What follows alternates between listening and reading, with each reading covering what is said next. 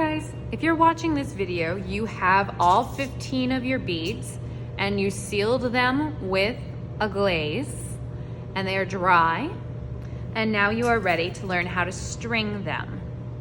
You want a string that's about the length from the tip of your middle finger stretched out to the fold in your arm. So you want it about that long. And what I'm going to do is put a piece of tape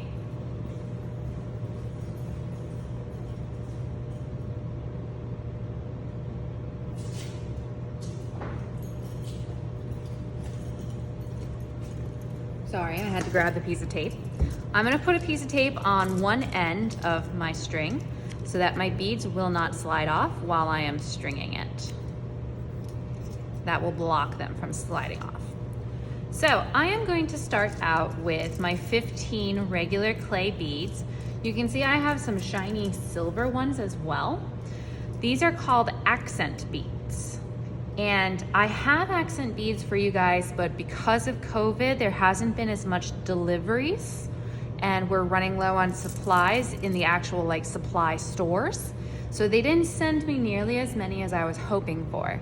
So I'm not sure I have enough for everyone. So when we get to this point, we'll see if I've been able to order and get more accent beads so everyone can have some. But this is what would happen if you had the accent beads.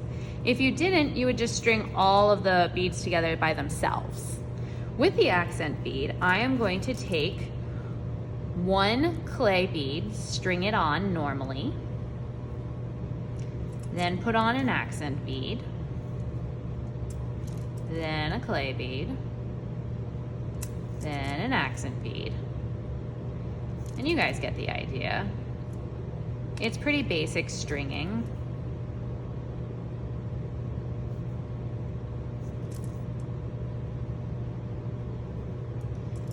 Pick out your favorite beads first to string on because you might not need all 15 to fit around your wrist. Some people have a little thicker wrist, some people have a little thinner wrist. So 15 clay beads is just a good amount for everyone, but you might not need all of them. And you can see how the tape is keeping it from falling off.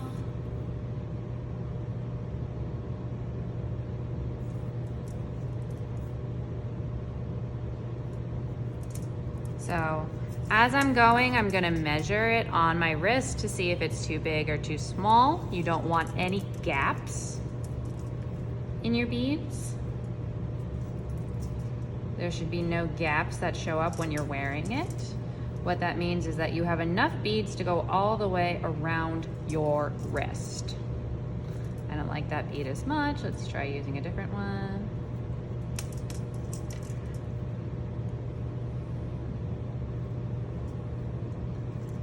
Silver, regular bead, silver, regular bead. Try it around my wrist again. Do I have enough? I could do another one just to make sure it's big enough. So I need a silver, one more bead that I like, and then another silver. The reason I'm ending on a silver is I started on a clay bead. So when these two get tied together, I want it to be even with the accent between every single one of the clay beads. So I didn't need 15, I needed 12. So I have 3 extra. Just like with the paper beads, I collect extras to help out students who might need them. So if you have extras, you can absolutely donate them to me, but it's not a requirement. You guys can keep them if you want to. Now I'm gonna show you how to tie yours. So I'm gonna take my piece of tape off, pull my string out from the tape, and I'm going to show you how to tie this together. With the paper beads, I did it mostly for you guys, but now you're going to learn. So to tie this together, you want a good amount of string left. That's why I told you to get such a big piece. And what you're gonna do is you're gonna do a regular knot. So you're just gonna take the two and pull them together. then you're gonna do it again. You're gonna do just a regular knot. So you cross them and you put one of the strands through the hole, pull it nice and tight. And now you're gonna do what's called a balloon knot. A balloon knot is where you take both of them, wrap both of them around your fingers so that you make a loop with both strands and put both strands through the center. And I am pinching the knots because I want them all, when I pull tight, to sit on top of each other. So I'm making sure all of my knots, when I pull them tight, are on top of each other here. So that was a balloon. I did 2 regular knots, 1 balloon knot, and then you're going to do 2 regular knots again. So it's 2 regular, 1 balloon, 2 regular. And I know that seems excessive, but I really just want to make sure that it does not come undone. And you can kind of disguise the knot or hide the knot within the design. And then you would take your scissor and you'd cut that extra off. And you now have a lovely bracelet that you can wear.